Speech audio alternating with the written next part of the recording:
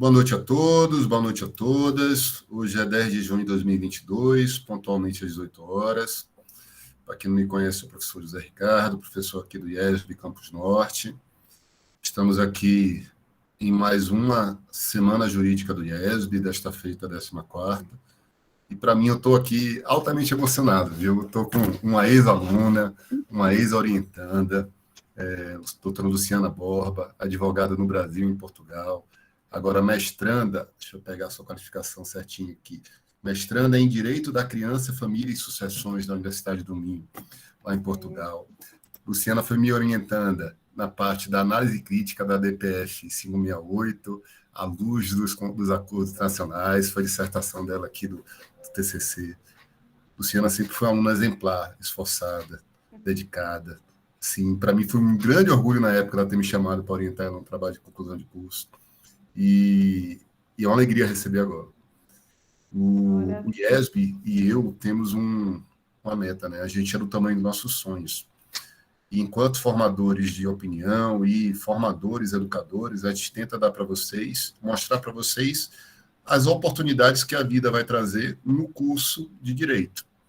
Falar de concurso é fácil, falar da advocacia privada é fácil, mas falar de advogar fora do Brasil é algo fora da curva. E só uma pessoa tão especial como a Luciana, que está vivenciando essa experiência com a família agora em Portugal, para trazer isso para a gente, para vocês verem que existem outras oportunidades que o curso pode trazer para vocês, que a gente vai bater um papinho com ela nesse ponto. E casa, eu nem falei isso com a Luciana, a gente está com um projeto com a professora Ni, de promover a internacionalização do IESB. Tá? Já temos um curso, viu, Luciana?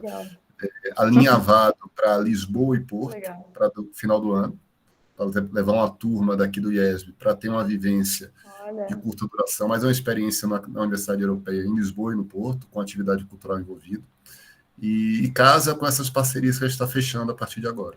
Então, casou certinho esse projeto de internacionalização do IESB, e com a alegria de receber vocês aqui, você aqui, Luciana, e a família que fica aqui torcendo por você, para passar para os nossos alunos como é advogar em Portugal, como é morar em Portugal, qual é essa vida que a graduação em Direito pode trazer para vocês, se vocês quiserem trilhar esse caminho, tá?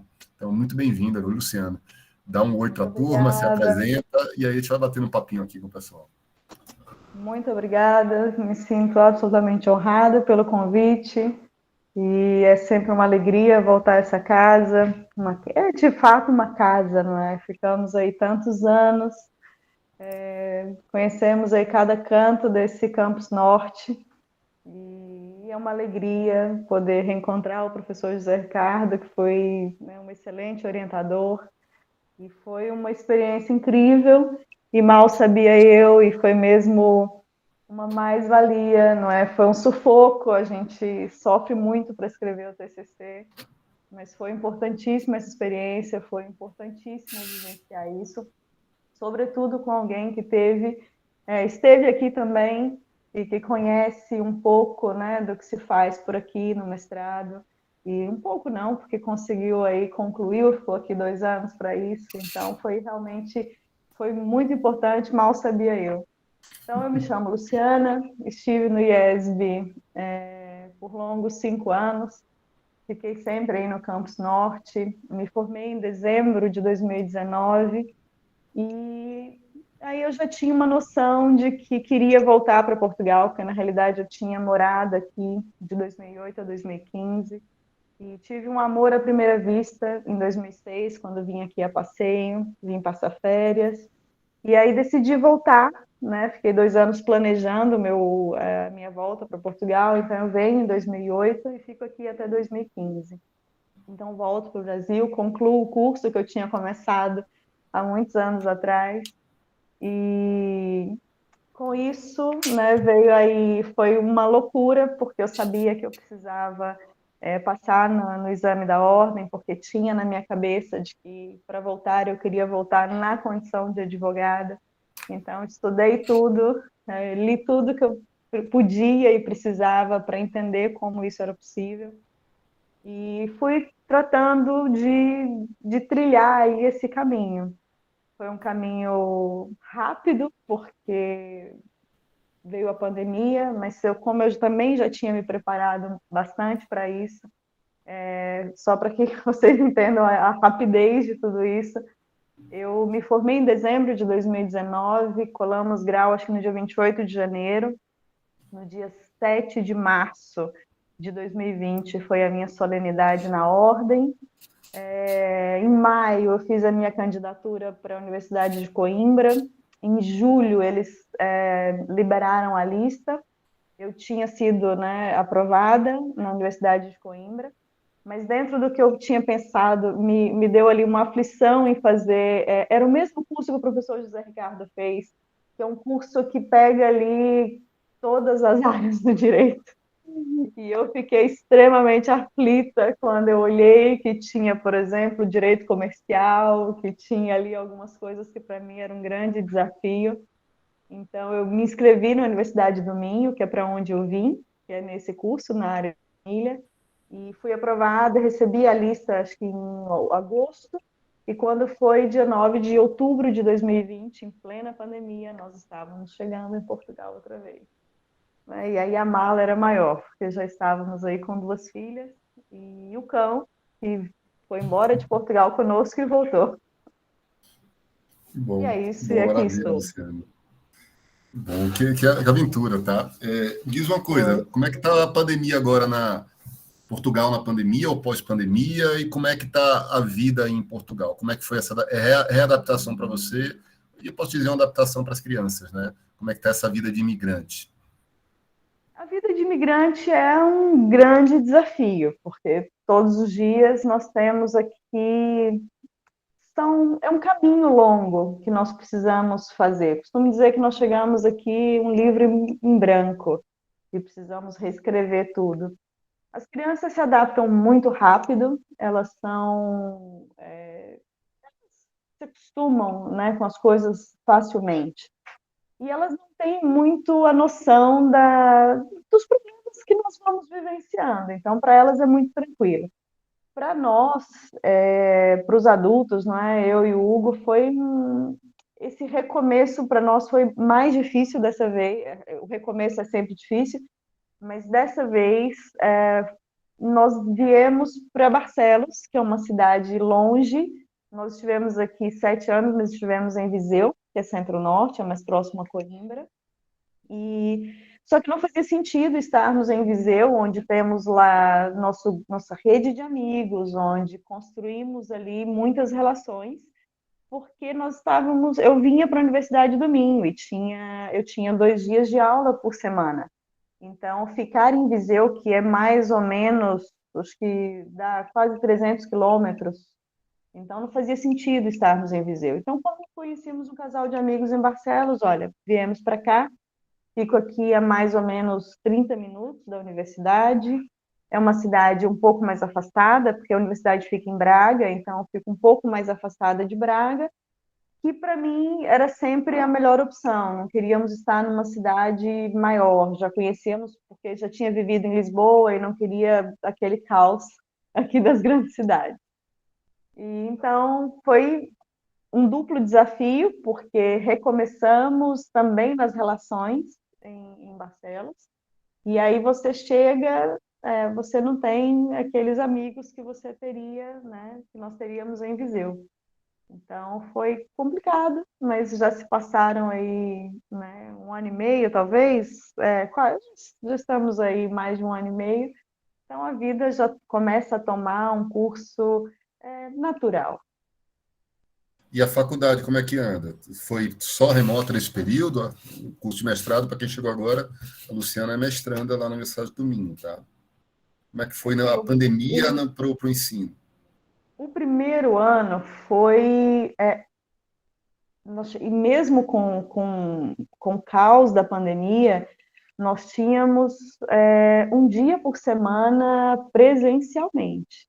Então, nós tínhamos aula todas as quintas-feiras, 100% presencial, e a sexta-feira era online. Então, foi um ano terrível nesse sentido, porque eu tive aulas, por exemplo, sexta-feira, aulas começavam às 9 da manhã, nós tínhamos 1 hora para almoçarmos, e depois voltávamos e tinha aula outra vez, às vezes até às 6.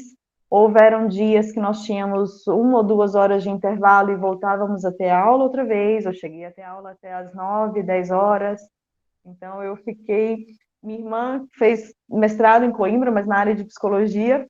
Não sei como foi a sua vida por lá, mas minha irmã tinha um dia de aula e era aula até às 5 horas da tarde. Eu disse, poxa vida, por que comigo são tantas horas? E eu fiquei, realmente foi, sim, foi desesperador a quantidade de aula que tive. Agora está tudo praticamente normal. Portugal já liberou as máscaras, você usa máscara só em locais específicos, como hospitais ou laboratórios. Então, nós temos hoje uma vida praticamente normal. Fiquei assustada, né? Tenho a minha Helena, que só tem 4 anos, e é uma criança que começou a ter um pouco mais de consciência no auge da pandemia. E nós tivemos recentemente a Festa das Cruzes aqui em Barcelos. O professor José Ricardo deve se lembrar, essas festas aqui são muito tradicionais e reúnem muitas pessoas. Quando nós chegamos aqui, ele estava cheio de gente. Eu disse para minha filha, falei, filha, você já viu tantas pessoas juntas? E ela disse, não. E eu olhava, via nos olhinhos dela aquele desespero com todas aquelas pessoas juntas. Eram, né, muitos brinquedos e muitas pessoas juntas. Então agora é vida praticamente normal.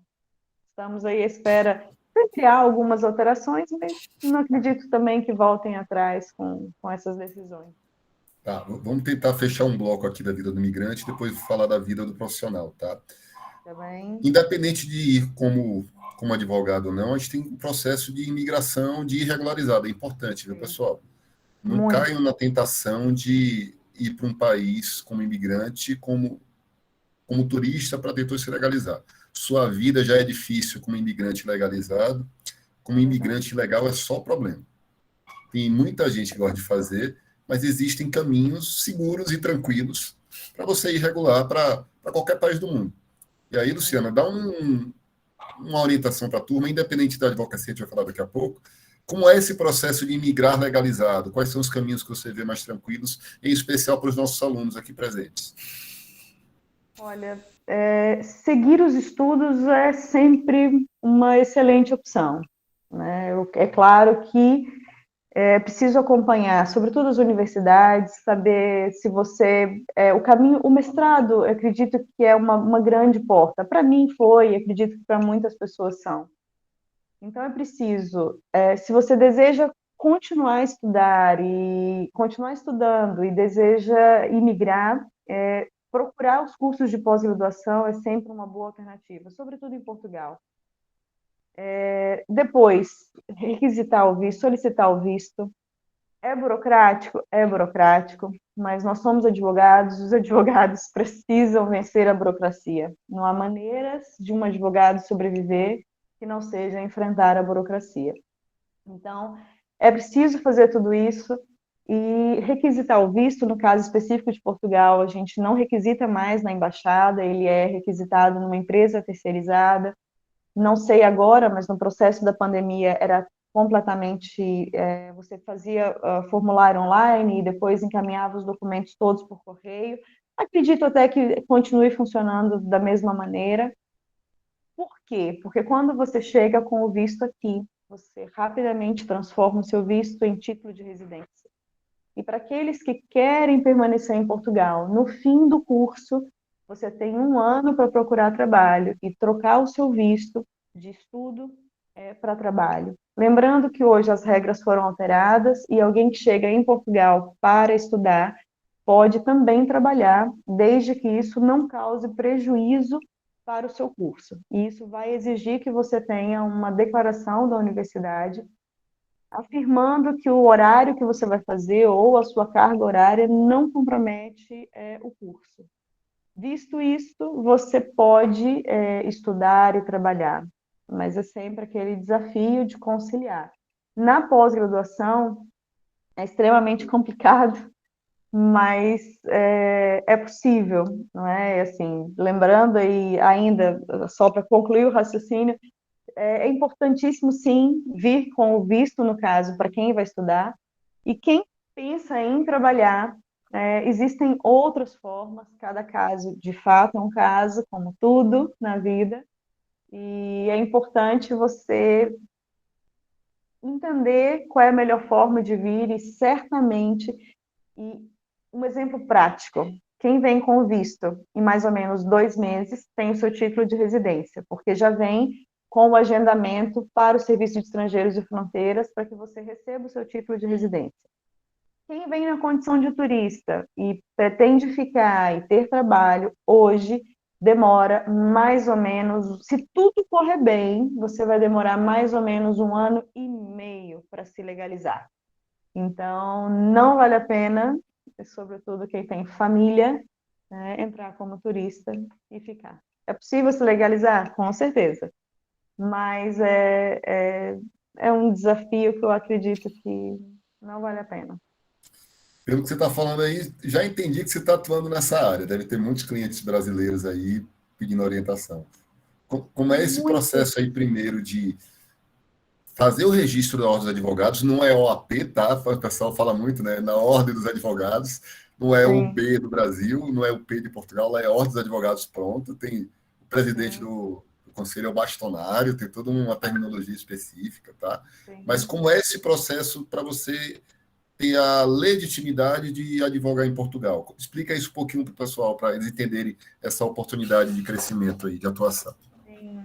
Olha, primeira coisa, você precisa estar inscrito na Ordem dos Advogados do Brasil. Ainda há aqueles que têm dúvidas se fazem OAB ou não fazem OAB, mas querem advogar em Portugal e pretendem, de repente, fazer. É possível fazer o exame da ordem em Portugal? Sim, é possível. Mas digo já, não vale a pena. Não vale a pena. Então, esteja inscrito na Ordem dos Advogados e depois, assim como eu brinco, porque assim, eu digo que fazer a inscrição para fazer a candidatura para a Universidade de Coimbra, quando eu terminei, eu disse para o meu marido, eu falei, olha, terminar o processo de inscrição deveria conferir a mim uma pós-graduação, porque é um processo tão chato e tão longo que eu deveria já sair pós-graduado. Bom, e o processo aqui da inscrição da ordem não é muito diferente. Assim, eles têm uma lista de documentos infindável, coisas que a gente não entende, mas também a gente não tem por que entender, como, por exemplo, 2 certidões de nascimento em inteiro teor e apostiladas. O que eles fazem com 2 certidões de nascimento? Não faço ideia. Mas eles querem assim. Pronto, nós Você está entregamos. nascendo de novo na advocacia portuguesa, é para isso, né? Vamos achar Não, uma razão para isso. e não basta uma, você precisa entregar 2. Eu E com prazo acho, de validade, né? Ainda tem aquele sim, requisito, né? Tem que reemitir. eu acho assim, surreal, mas pronto. Depois, você tem que pedir todo o seu processo na Ordem dos Advogados, anexar esses documentos pessoais e entregar aqui na Ordem dos Advogados. Você aqui tem no Porto, tem acho que em Évora e tem em Coimbra e Lisboa.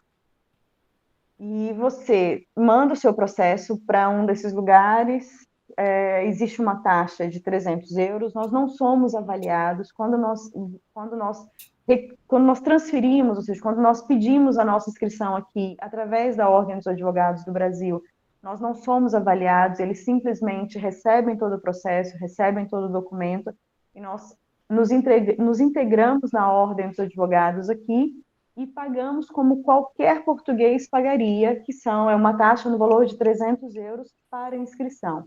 Esse valor é de fato para qualquer pessoa que se inscreva, para qualquer advogado, e nós somos aceitos.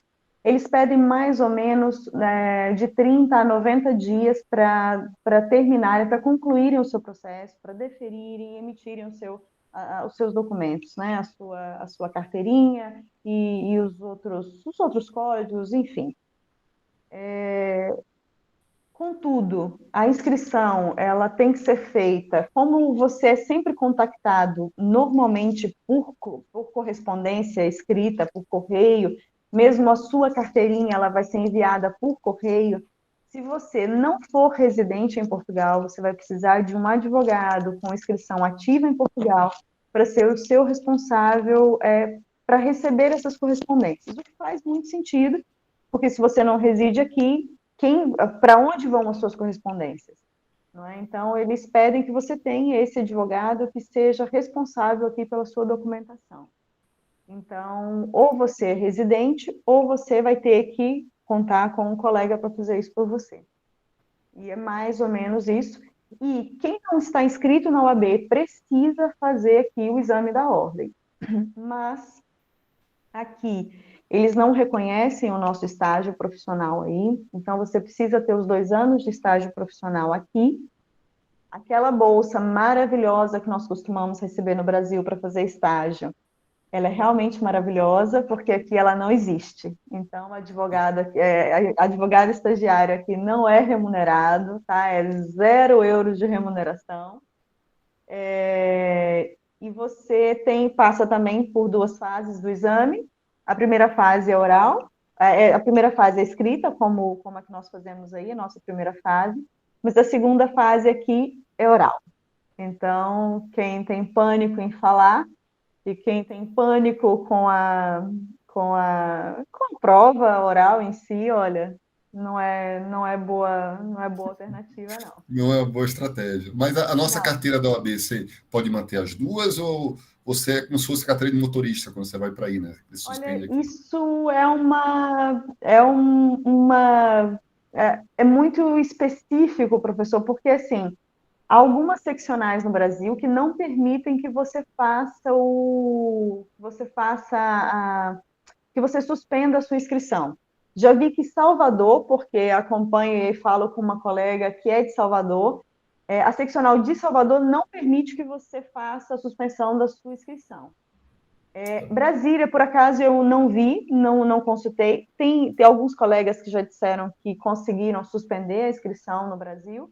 Brasília, não sei como está, mas até porque eu preciso da minha ativa, então o ideal. Mas alguns colegas já manifestaram, agora eu não vou lembrar quais são os estados, mas alguns colegas já fizeram sim a suspensão no estado onde emitiu a carteirinha e mantém só aqui. E como é a anuidade ou mensalidade aí na Ordem dos Advogados de Portugal?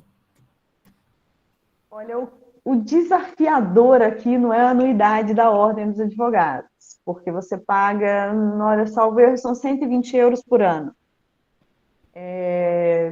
Contudo, o grande desafio aqui para nós chama Caixa de Previdência de Advogados. Aqui nós não entramos pela segurança social, os advogados aqui têm uma caixa de previdência que é específica, então nós precisamos contribuir. O que eu acho absolutamente desonesto, não no sentido da contribuição em si, mas porque nós começamos contribuindo com um patamar, né? Aqui, a contribuição, vou até olhar aqui, porque eu tenho anotado, nosso primeiro ano aqui, nós pagamos 63,79 euros por mês. Por Ou mês? seja, por mês. Então, eles já estimam que o advogado vai ganhar um valor específico, porque esse cálculo ele tem que existir de alguma maneira. Então, um advogado que está iniciando a carreira, como é o meu caso e o caso de muitos que não tem, e não vou nem falar só dos brasileiros que chegam aqui ou de outras nacionalidades que vêm advogar, mas o próprio português que se formou aqui, que passou no exame aqui, de onde eles tiraram essa conta que você já pode começar o seu primeiro mês de advocacia contribuindo com 64 euros mensais? É uma É conta 300 surreal. reais por mês aí, se fazer a conta. Fazer um câmbio de 5 aqui, vai dar quase Então, 400 reais por mês. exatamente. Quando você inicia a carreira, você não tem grandes perspectivas. É uma conta um pouco maluca. Isso sobe anualmente, e no seu quinto ano de advocacia, você paga 255 euros mensais Por mês, caramba. por mês. Então, assim, é um valor muito alto. Se você pensar num trabalhador convencional que paga a segurança social, esse valor é absolutamente desproporcional. Então, houve aí grande polêmica por conta dessa contribuição. Houve um referendo aqui na Ordem dos Advogados, fiz questão de ir lá votar contra a Caixa, porque muitos advogados, sobretudo os novos advogados, são contra, porque e com o advento da pandemia, houveram muitas queixas com relação ao amparo que foi dado ao profissional, ao advogado, e depois há essa desproporção, porque não há uma proporção justa sobre o que você ganha e o que você recolhe. Porque também não é só você tem muitos custos, você tem a sua anuidade, você tem esse custo mensal da Caixa de Previdência, e você vai também recolher sobre aquilo sobre os seus contratos. Então, você paga também pelas causas que você recebe. Então, não é só você não tem só esse custo. Somando tudo, o advogado precisa trabalhar. Ele vai precisar ganhar, porque senão ele enlouquece aqui.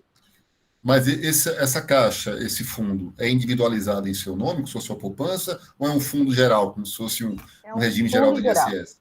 É como uma previdência privada, só que específica para advogados. E você, por exemplo, se eu precisar hoje fazer uma cirurgia e não possa atuar, eu vou ter que recorrer a essa caixa para que eu receba alguma coisa pelos dias que eu não vou poder trabalhar. Então tem um seguro embutido, então, no processo, entendi. É similar ao nosso Funpresp aqui para servidor público. Por exemplo, hoje, se você trabalha num escritório ou se você trabalha num outro ramo, seja ele qual for, você pega um atestado médico, por exemplo, de 20 dias. Com um atestado de 20 dias, o INSS vai te pagar. No caso do advogado, ele vai ter que recorrer à Caixa Previdenciária aqui. Então, é sempre um caminho diferenciado dos demais trabalhadores. Mas há uma grande luta aqui por parte dos advogados para que eles permitam, no mínimo, que você escolha se você quer permanecer na Caixa ou se você quer ir para a Segurança Social.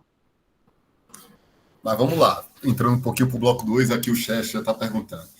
Superada essa burocracia do visto, superada a burocracia da autorização de residência, que é outra coisa, pessoal. Visto no Brasil, residência lá em Portugal, para você estar legalizado. Superada a inscrição da ordem, as 2 certidões de nascimento. Daqui a pouco vão pedir as 3 certidões da esposa, ver se é a mesma, e o marido. Como é a vida do advogado português? O chefe está perguntando aqui, por exemplo, você especificamente está advogando com um público português, brasileiro, misto? Como é seu foco profissional hoje? E aí depois a gente vai desenvolvendo essa pauta.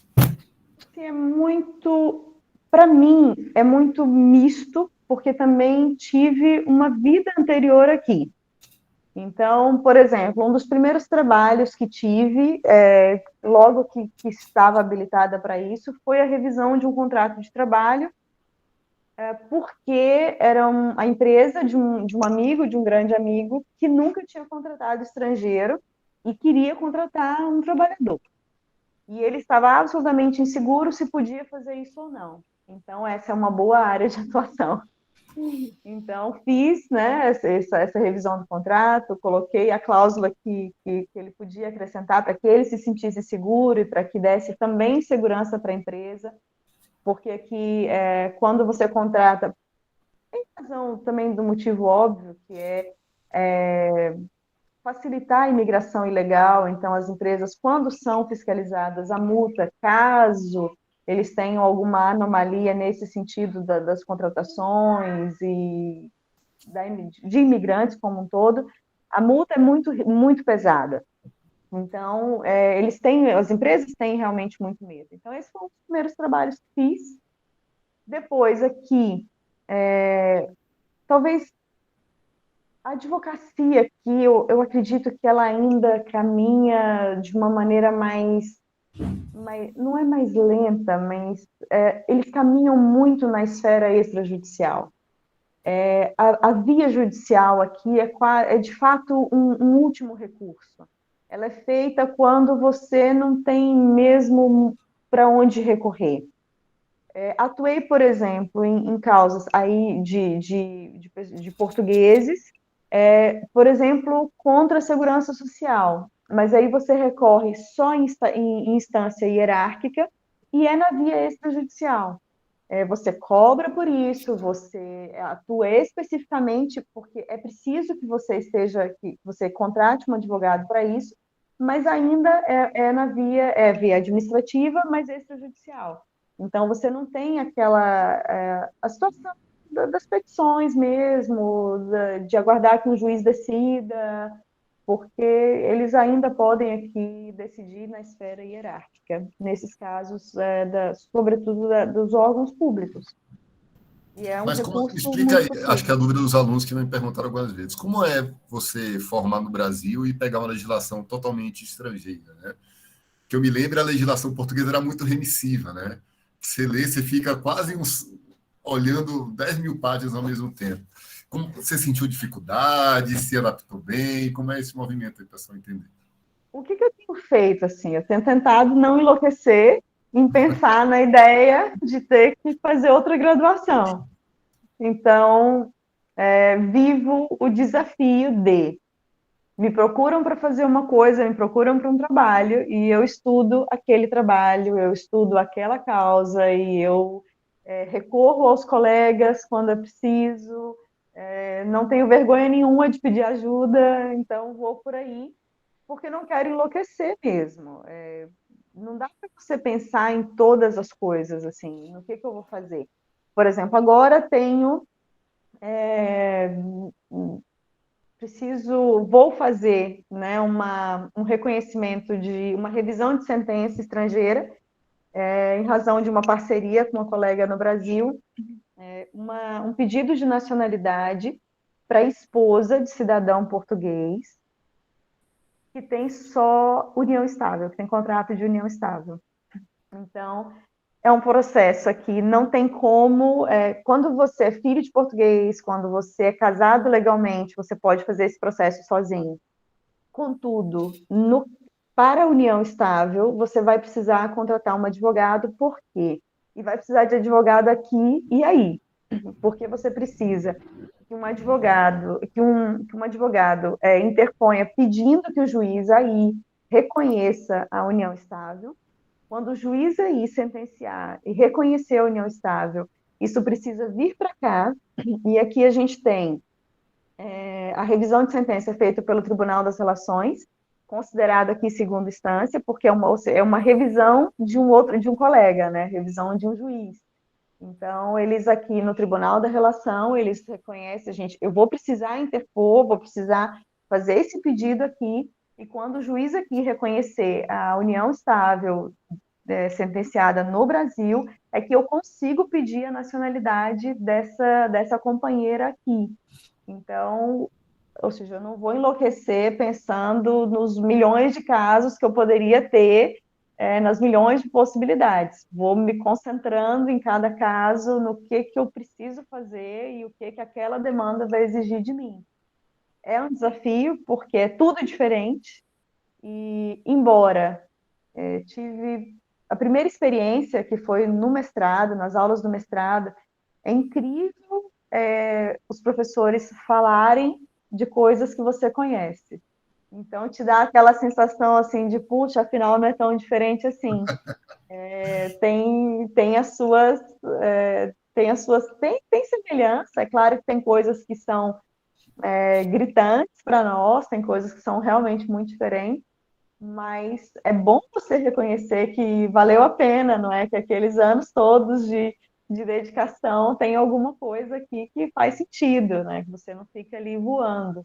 Então, tem coisas que se parecem, claro, e a gente tem uma noção também das coisas, mas os caminhos são diferentes, não é? Não tem como ser igual também. E pelos caminhos, tá? Tem PJE aí, o famoso PJE que todo mundo gosta, autos físicos, começa a advocacia, chegou a advocacia 2.0 por aí, aquele negócio do visual law? Como é isso na parte tecnológica dos portugueses? Olha, assim, existem, né? Existem os sistemas, eles têm aqui dois sistemas, que é, você tem o sistema para as causas civil e administrativa. Você tem o processo todo, você já agora, as coisas começam, né, a ser mais virtuais, mas há muitas coisas que só presencialmente. E aí, um pouco também da prática, o advogado aqui, no meu caso em especial, e para o jovem advogado, Portugal tem uma coisa incrível, que é a atuação oficiosa. O que equivale ao nosso defensor público.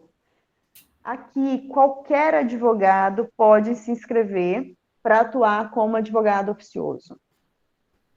E esse processo é feito pela Ordem dos Advogados e nós atuamos ali, somos remunerados pela Segurança Social para atuar nesses casos. E, e é assim, é uma grande oportunidade da gente se inserir, né, no mercado português, da gente reconhecer um pouco mais de como as coisas funcionam. Porém, por exemplo, que aí é o que eu queria dizer, eu tive meu primeiro processo como oficiosa veio mal, ele veio do Porto. Eu estou em Barcelos, eu estou a 40 quilômetros do Porto, e eu falei, olha, não dá, porque eu não vou atuar no Porto, até porque teria que ir lá muitas vezes, e para eu ter acesso aos autos, e grande parte dos processos como oficioso são na área criminal, eu precisava, neste caso, ir ao tribunal onde estava o processo no Porto para que eu tivesse acesso ao processo. Então, nesse caso, o processo era todo físico e eu não tinha como ter acesso aqui. Foi quando eu falei, olha, eu tive que pedir, né? E aí você tem que se explicar. Você não pode recusar simplesmente o processo, você precisa dizer por que você não quer o processo. E, então eu tive que explicar que eu estava, né, que eu pertencia a uma outra cidade, então pedi para sair do processo. Então há coisas ainda muito físicas. Ainda há. Bom, tiverem perguntado, alunos, podem perguntar aí no chat ou levanta a mãozinha, que aí a Luciana vai ter todo o prazer de responder, tá? Luciana, o pessoal que está aqui um pouquinho interessado na sua história, no seu sucesso, está valendo a pena para você? Como é que está esse pacote aí para a turma se empolgar um pouquinho? Quais são as vantagens que Olha, você pode dizer para eles aí? é assim, o que eu acho, para mim, qual é a grande vantagem? Primeiro, assim, eu amo Portugal, já queria vir para cá e planejei tudo para vir para cá. O que eu acho que vale a pena para mim e pode valer a pena para os alunos e para aqueles que estão começando hoje, né? Para aqueles que vão começar daqui a pouco a sua vida profissional. Exatamente isso, é começar. Porque o começo é desafiador, o começo é sempre difícil para qualquer pessoa. Então, ou você tem, né, um pai, uma mãe que tenha um grande escritório, que você vai para lá e que a tua vida vai ser muito facilitada, ou é uma conquista diária, uma carreira não se constrói em um ano, né? A gente não constrói isso da noite para o dia. E era o que eu dizia para o meu marido, e ele dizia, olha, talvez seja importante, talvez valha a pena a gente esperar um pouco mais para voltarmos para Portugal. E eu disse para ele, olha, não vou, não acho que vale a pena, porque se eu começar a atuar no Brasil, já não faz sentido ir para Portugal, porque primeiro os processos não acontecem em 30 dias. Você peticiona hoje, sabe Deus quando aquele processo vai transitar em julgado. Então, eu não vou começar um processo aqui para eu depois ter que abandonar esse processo, encaminhar para outro colega, porque não faz sentido. Então, começar, já que eu iria começar a minha vida profissional, ou seja, mudar também, porque, ou seja, eu começo a minha vida profissional, eu começo a vida na advocacia aos 41 anos. Então, a minha vida até então tinha sido toda na área comercial. E quando eu penso em começar a minha carreira, eu tive que decidir se eu voltava para Portugal ou se eu começava no Brasil. Então, decidimos voltar para Portugal e é esse o começo. E pensar que você vai ter que construir a sua carreira, que você vai ter que construir as suas relações, o seu apoio, a sua rede de contatos, a sua rede, né, os seus clientes, a sua carteira de clientes, era oportuno para mim pensar em começar aonde eu iria ficar. E como eu tinha planos de ficar em Portugal, fazia todo sentido para mim começar aqui. Se você hoje quer advogar e pensa em mudar de país, só faz sentido se você tiver o desejo de permanecer lá por muitos anos. Tive colegas do mestrado tive um colega em especial que é do Paraná, ele e a esposa vieram, ela já tinha cidadania e eles vieram para fazer o mestrado. Ele desfez o escritório, é filho de advogado, desfez o escritório dele no Brasil e veio para cá e logo se decepcionou. Por quê? Porque ele já tinha uma vida profissional aí. Ele tinha, né, muitos clientes e depois de tantos anos de fazer tudo para começar do zero, lógico que para ele foi frustrante. Então, o que que eu acho que vale muito a pena?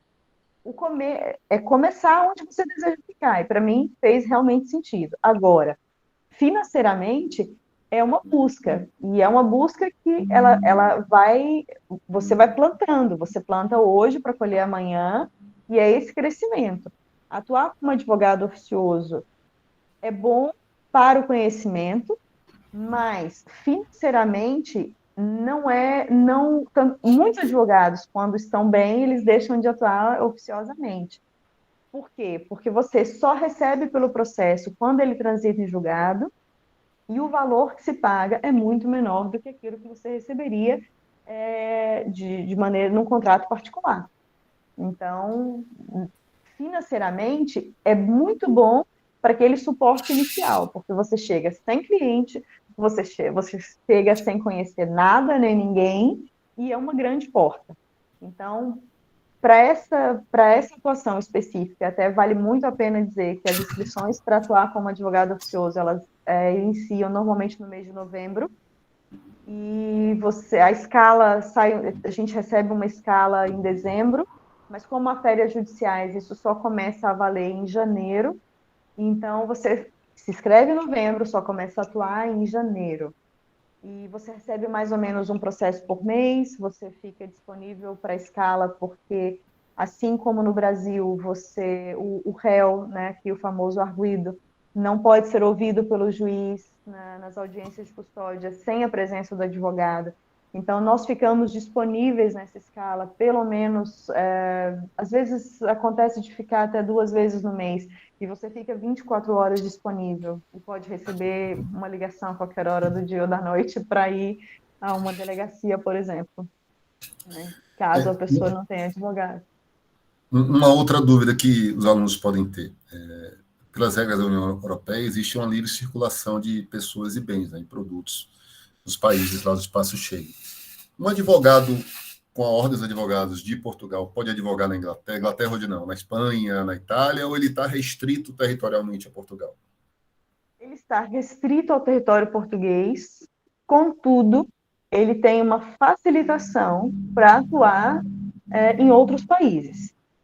Cada país, assim, pelo que vi, pelo que acompanho também, cada país tem regras muito específicas. Por exemplo, na Espanha, se não estou enganada, você tem, por exemplo, quando você se inscreve na ordem, eles têm limites, assim, de atuação. Você não pode atuar, acho que em determinadas áreas.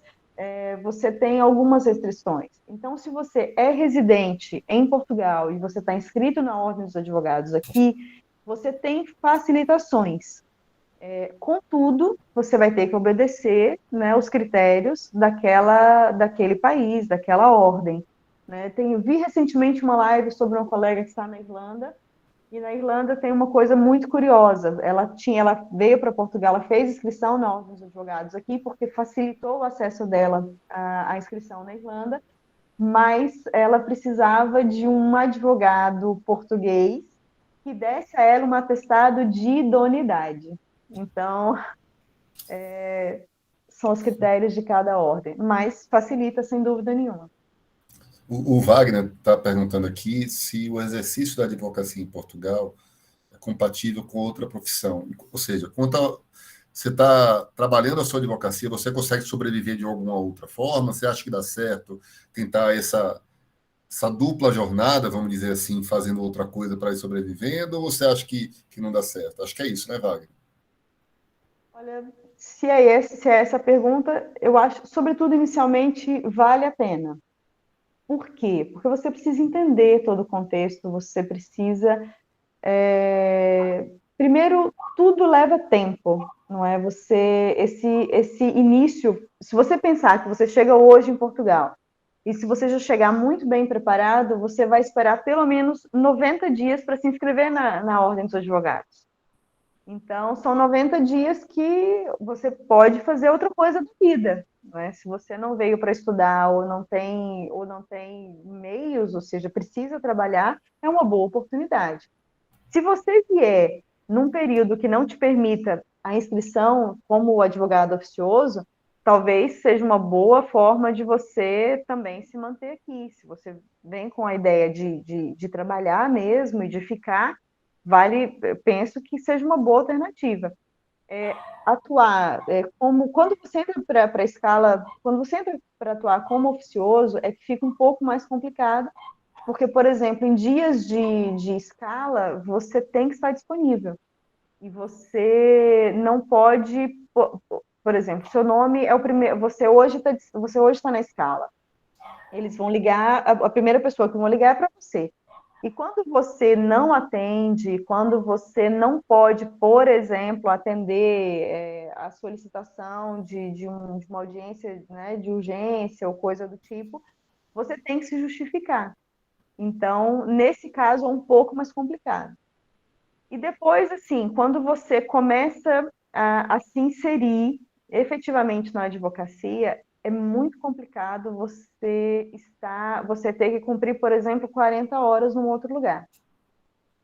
Hoje, como é que, por exemplo, para mim, hoje, atuar, se eu tenho, por exemplo, uma audiência, como é que eu faço se eu tenho um outro trabalho? Então, essa é uma questão de, conforme a sua advocacia avança, você vai precisar se dedicar em exclusivo a ela. O início, acredito que é muito oportuno que você tenha uma outra atividade, mas conforme a advocacia caminha, é mais complicado. Até pela dedicação. Beleza, obrigado, Luciana. O Adalberto aqui, o Cleino, então, é duas perguntas em um, tá? Qual é a percepção que você está tendo aí da visão do português em relação aos brasileiros, né? Nessa onda de imigração e especificamente sobre eventual xenofobia? Eu posso falar por mim, que eu não vi nada Sim. disso em Portugal, tá? Em Coimbra, que é a faculdade brasileira na Europa, né? A gente brinca muito disso, tem muito brasileiro lá, eu não senti nada disso, nunca vi uma vírgula. Mas notícias tem de todo tipo. Você vivenciou algum episódio desse? Até por ter mais tempo que eu aí em Portugal, já, né, em 2 temporadas. Qual o feedback que você pode dar para os alunos em relação à receptividade do profissional brasileiro, do advogado brasileiro, não só para o brasileiro em geral, Luciano? Olha, eu, em especial, nunca vivi nada. é, Já ouvi muitos relatos, acredito que como todo mundo, mas eu, Luciano, nunca vivi. Assim, há algumas coisas que são veladas. Logo que cheguei aqui ainda, né, antes de 2000 qualquer coisa, 2008 talvez, 2009, quando eu fui solicitar o meu número de utente no centro de saúde. A pessoa que me atendeu, ela olhou bem para mim e me pediu o meu contrato de trabalho. Mas aquilo não era um documento necessário. Mas eu, na minha boa fé, disse: olha, eu tenho todos os documentos, eu vou em casa, morava perto, vou em casa, vou buscar, vou almoçar, depois eu volto e entrego. Quando eu cheguei e aí quem me atendeu foi uma outra pessoa, e que eu entreguei o contrato, meu contrato de trabalho na altura, a pessoa olhou para mim e perguntou por que eu tinha levado o contrato. Eu disse, porque a sua colega, e apontei a sua colega, me pediu. E ela me olhou com uma cara do tipo: eu não estou acreditando que ela pediu isso para você. E aí, naquele momento, eu entendi que provavelmente a outra senhora desconfiava que eu não estivesse, que eu não fosse uma pessoa honesta. Uhum. E pronto. E naquela hora, talvez tenha sido o ato mais declarado, assim, talvez menos confortável. Mas no mais, assim, eu tive a minha primeira filha, a Alice, ela nasce aqui, então eu fiz 1 ano de tratamento de fertilidade, porque eu demorei 5 anos para conseguir engravidar. Então, fui muito bem assistida, fui muito bem acompanhada no hospital. Minha filha nasce aqui, fui muito bem, novamente, né, muito bem acompanhada. E assim, não tenho o que dizer. Quando fui recebida na universidade, eles recebem muito bem os brasileiros, até porque estão muito acostumados com estudantes brasileiros. Há professores que estão, até existe pelo menos na Universidade do Minho, há professores que estão mais inclinados para alunos brasileiros, porque têm interesse na legislação brasileira, têm interesse, muitas vezes, nos comparativos que nós fazemos entre uma legislação e outra. Então, na universidade, não vi nenhum tipo de preconceito, mas vi no grupo da universidade um aluno de engenharia fazendo muitas críticas a um professor, e ele estava furioso, e assim, eu não sei como terminou o assunto, mas, enfim, comigo não vi. Não, eu pessoalmente não vivenciei. Que bom. Estamos chegando às 7 horas, viu, Luciana? Combinado, para não lançar Uhum. o turno dos colegas. Fala um pouquinho para a gente dos seus projetos, o que é que a Luciana espera nesse desenrolar aí dessa estada em portuguesa. Deixa seus contatinhos aí para a gente, que aí eu abro depois suas perguntas dos alunos, para tirar algumas outras dúvidas. A gente encerra a gravação e aí fica batendo papo, quem quiser. Só para Tá bem. liberar os alunos que têm aula daqui a pouco. Olha, os projetos é mesmo ter uma linda vida com a advocacia. Eu amo Portugal e já tinha escolhido esse país para viver. E é lógico que construir a minha carreira, a minha vida profissional aqui é absolutamente necessária. Então, é um passo, é um dia de cada vez. Então, os meus lindos projetos conseguir construir boas parcerias aqui e firmar o meu trabalho de uma maneira geral, não é? Porque eu não tenho experiência profissional, eu não tenho uma carreira jurídica, então isso começa aqui, né? Minha vida profissional basicamente começa aqui. E é isso, é ter aí, né, as coisas avançarem. Tenho projetos também que caminham agora no Brasil. Tem uma colega muito gentil que tem aí, aceitou trabalhar comigo, me convidou, aliás, uma ex-aluna do IESB também, não é a Ademila, mas uma ex-aluna do IESB, que já atua há muito tempo, está na área, está no direito médico aí, precisa de um colega para atuar com ela na área de família. Me fez o convite, fiquei muito, muito feliz com isso. Então, começa aí essa vida, e o projeto é esse, concluir o mestrado e seguir a vida no fluxo normal dela. Que bom. E depois, agora eu voltei às redes sociais, desculpa, estou lá, estou acho que no Instagram, já voltei, e acho que estou lá como Luciana Borba, advogada. Acho que é Peraí que eu assim que vou fala. achar aqui. Já vou colar para aqui. Enquanto isso, o nosso amigo Wagner está perguntando aqui, qual o valor salarial considerado suficiente para uma pessoa, viu, Wagner, viver em Portugal? Wagner já está fazendo planos, é um dos maiores interessados nessa live aqui. Olha, Wagner, essa é uma pergunta muito subjetiva, porque tudo depende de muitas coisas. Onde você vai viver? Se você pretende, por exemplo, viver em grandes centros como Lisboa, Porto, Braga, você vai gastar muito mais com moradia, com transporte. Depois, se você vem viver sozinho, você vai alugar um apartamento, você vai morar num quarto, tudo isso vai fazer muita diferença. Hoje aqui as pessoas, os colegas da universidade que vêm sozinhos, que vêm só para estudar, por exemplo, pagam mais ou menos hoje 200 euros por um quarto. Se você pensar que 200 euros por um quarto, e às vezes em Braga, por exemplo, pagam hoje cerca de 500 euros por um apartamento de um quarto. Então, pensando nisso, você vai gastar com comida. Depende do que se come, depende de onde se come. Então, eu acredito que hoje, para você, se você vem com o objetivo de estudar, e aí essa é uma questão muito importante, porque se você vem como estrangeiro, o valor da sua propina, que é o nome da nossa mensalidade, a sua propina ela é muito maior hoje como cidadão estrangeiro. Nós pagamos uma média de 3 vezes mais que um cidadão português. Então, você precisa fazer bem essa conta, porque você tem um valor de propina, normalmente nós pagamos o valor, nós temos o ano, no meu caso, são 4.500 euros por ano, que eu pago em 10 meses. Então, você tem que somar isso ao que você vai gastar de aluguel, com o que você vai gastar com comida. E, honestamente, se você vai pagar a universidade, você vai precisar aí ganhar sensivelmente, passando a vida justa, 1.200, 1.500 euros. Se você não vem para estudar e vai morar num quarto, talvez você ter aí 900 euros e vivendo uma vida bem justa, talvez você consiga viver.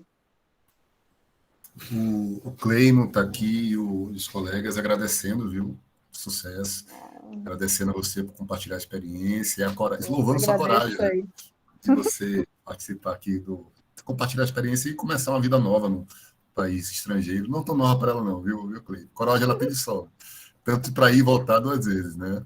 Mas fica aqui Foi. nesse ponto. Olha, 2 minutos se eu para te as 7, contasse a saga, mais vamos alguma lá. coisa, queridos? Para te deixar gravado, senão a gente fica batendo papo com a Luciana aqui. Viu? Não tem problema nenhum. Eu estou tentando ler aí os anos passam, a gente enxerga mal. Eu estou lendo para ti, não se preocupa não, viu? Aí o Cleimo que admira, o Marcão também dando um abraço para você. Ai, Mais alguma obrigada. coisa, alunos? Da outra vez, ontem a professora Eda entrou na sala, não sei se ela está por aí. Se eu tiver, um grande abraço para ela, tá? Aí, A fruto professora do Eda vi relacionamento. poucas vezes, mas a professora Ani nos vimos muitas vezes. Aliás, faz um excelente trabalho. A professora Ani é muito querida, muito acessível. É uma professora muito querida, acho que é essa mesma palavra, e muito acessível. Alguém que tem uma função tão importante dentro da universidade, dentro, né, do IESB, ser tão acessível. E eu, pessoalmente, sempre que precisei falar com ela, ela estava lá, sempre que precisei falar com ela, ela me atendeu, e é uma pessoa muito aberta à conversa. Bom, Aliás, a essa é uma Vera casa também dá muito os democrática. parabéns. Eu vou mandar um abraço para ela, assim, mandar no WhatsApp aqui. A Vera mandando um abraço. Então, pontualmente às 7 horas, tá? Espero que vocês tenham gostado. Eu vou agradecer demais a Luciana. Eu Vamos manter esses agradeço, foi uma contatinhos aí nesse alegria. projeto de internacionalização. Eu botei aqui seu Instagram aqui para os alunos, para quem quiser encontrar a Luciana nas redes sociais, que ela acabou de voltar e vocês conseguiram botar a Luciana de volta nas redes sociais, e foi Ah, especial para os alunos do IESB. tá vendo? Ela também advoga para imigrantes, está aqui na batalha, que precisar de assessoria em Portugal, podem chamar ela aí, que ela já ajuda vocês nesse ponto, tá? Olha, não acreditem nas redes sociais, não acreditem nos influencers que estão por aí. Luciana, deixa sua mensagem para o pessoal aqui no encerramento, aí eu encerro a gravação, depois te bate papo aqui com a turma. Olha, muitíssimo obrigada por me ouvirem. Que bom que vocês entraram, que bom que vocês estavam aí. E vocês estão muito bem, muito bem. O IESB é uma casa fantástica, os professores são maravilhosos, foi uma experiência incrível. E, aliás, olha, quero agradecer, né, professor José Ricardo. Nós tivemos aí um tempo, foi o quê? Um ano para a gente escrever o nosso TCC, não foi? E 2 E matérias. quão difícil foi para mim, assim, quantas vezes fiz e refiz, como foi difícil processar tudo aquilo. e mal sabia eu quanto isso seria importante para mim. Tivemos um ano para escrever um artigo, tive que escrever 10 em 8 meses. Então, foi uma escola incrível, assim, desenvolveu o senso crítico para a leitura. Nós lemos pouco no Brasil, nós escrevemos pouco, e aqui, quando partimos para uma pós-graduação, faz toda a diferença. Então, para mim, a experiência olha, não sabia que ia ser tão importante escrever um artigo. Então, é isso. Muito obrigada, professor José Ricardo, pelo carinho que sempre teve, pela atenção, pela dedicação nas correções, pelo senso crítico nas correções, que foram fundamentais. Então, é isso. Olha, se pensarem em vir para Portugal, quiserem ajuda, quiserem informação, quiserem assessoria, dê lá um oi e estou aqui. Caso apareçam, sejam muito bem-vindos. Tá bom, vou encerrar a Olha, gravação sucesso agora. aí para vocês.